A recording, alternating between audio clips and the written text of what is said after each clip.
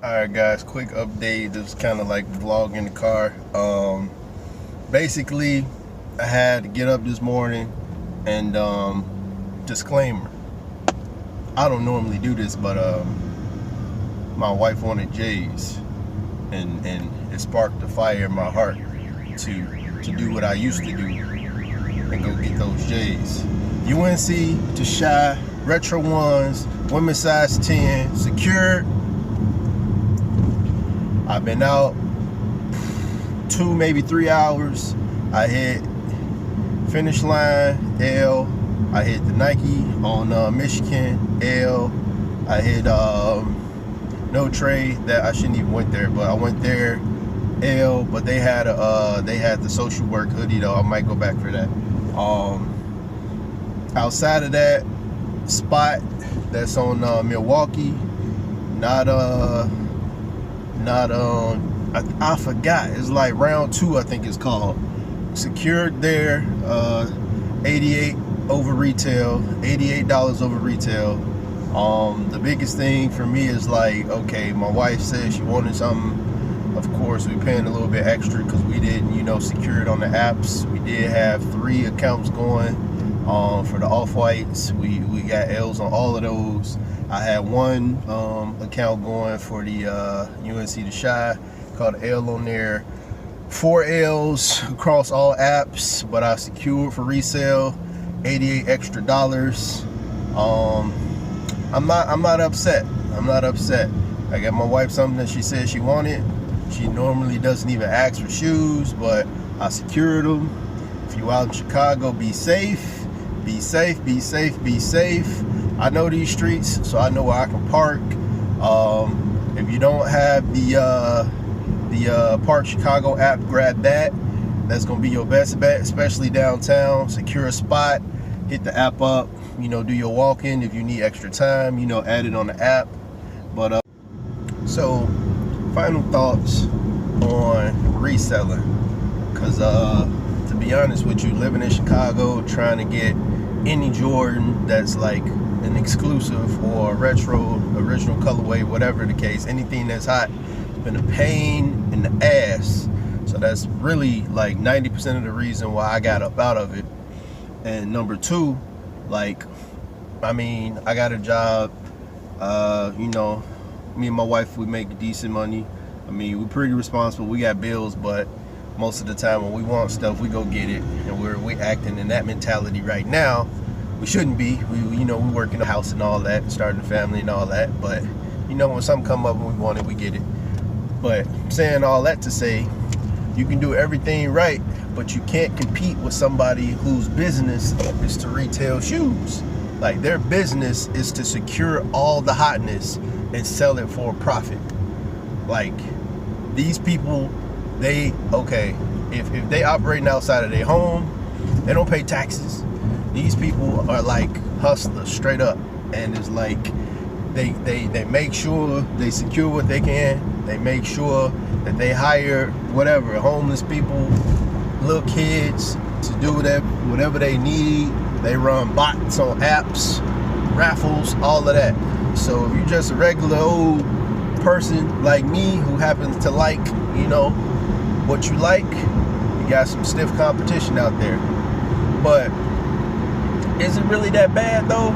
Like, store I just left, right? Legit. What's the name of the store? What's the name of the store?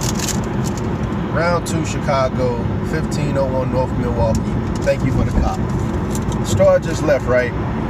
Selling, I believe they had 4. I bought the 10. They had 4 UNC to Shies on the shelves, right? That shoe retails for $170. $170, right? So if you go to any other brick and mortar store, online, however you get them, that's what you're gonna pay. 170 plus tax. Tax in Chicago is 10. Depending on where you are in Chicago, 10.25% most likely, right? So all I can say is, if you have a brick and mortar store, number 1, that's I can't even think of the word, but that's an expense for your business, right? You got staff members, that's an expense to your business, right? You have security, that's part of your staffing, that's an expense, right? Obviously utilities to the building, I'm just gonna wrap that up in there. Then you have all of these things you copped, right? You're sitting on money basically, those are expenses. So just thinking about this, I paid basically $88 versus, not $88, but it was an $88 premium to get the shoes that my wife wanted. And I'm thinking about that, okay? So I don't know how many pairs they had, but let's just say they're gonna sell probably 100, maybe 200 pair of shoes, you know, over this weekend. Easy. So let's just say everybody buying the same shoe.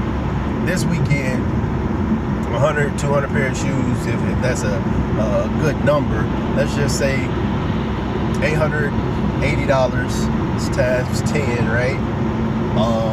$8,800 times 100. I can't do the math really quick in my head, but 16,000 for this whole weekend, and I think that's right. So 88, add 2 zeros to it, that's 8,800, and then you double that. That's hold on, we got a little bit of traffic, but that's 16,000, well, actually $17,200. Basically, if you sell 200 pairs of a shoe with, you know, an $88 gross profit versus retail. Now, I don't know if these people get any discounts on the retail that they get, but you're gonna pay your rent. You're living in the city, so I'm assuming that rent, electricity, and all that, like on the retail space, I can only guess it's gonna be like $1,000. So take that off the top, all your utilities, whatever. And then you have to, you know, hit your employees up. 1,000 might be high though. 1,000 might be high. Let's just say 800, right? So 800, you got whatever. You're going from 8,000 to, see, I need to get a calculator. But y'all get my point.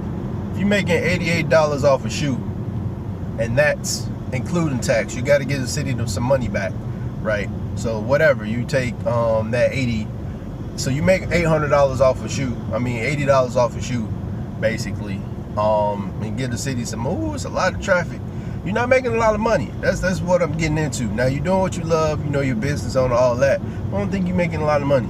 These people, they probably, that they staff, you know, making $10, $12 an hour. Security, they're gonna get whatever flat fee that they paying. But if the resellers, I'm gonna be real with you. Now, No Trade only had 4 staff members at the time, and they also had maybe 4 security officers at the time. That's a smaller outfit. They had what they had, but this spot had maybe 6. It was 3 people at the register, like 4 people on the floor. So plus security, so that's 8 people. That's about the same. All I'm getting at is you have to pay all these people. You have to pay for where you're sitting at. And basically, if I had to do the math again in my head, like I'm gonna say net, what they made, 65% off of each sale. If I had to think about it, maybe 65%, right? So that's like $50 off every shoe, right? 50 times 100, add a couple zeros, that is 5,000. You double that, that's $10,000 a weekend. That ain't bad. But all I'm saying is, man, I don't feel too bad about these resellers that's doing it at a boutique. The ones that's doing it out the garage, they getting extra money. Screw all y'all making it hard for me. That's it though. I'm out.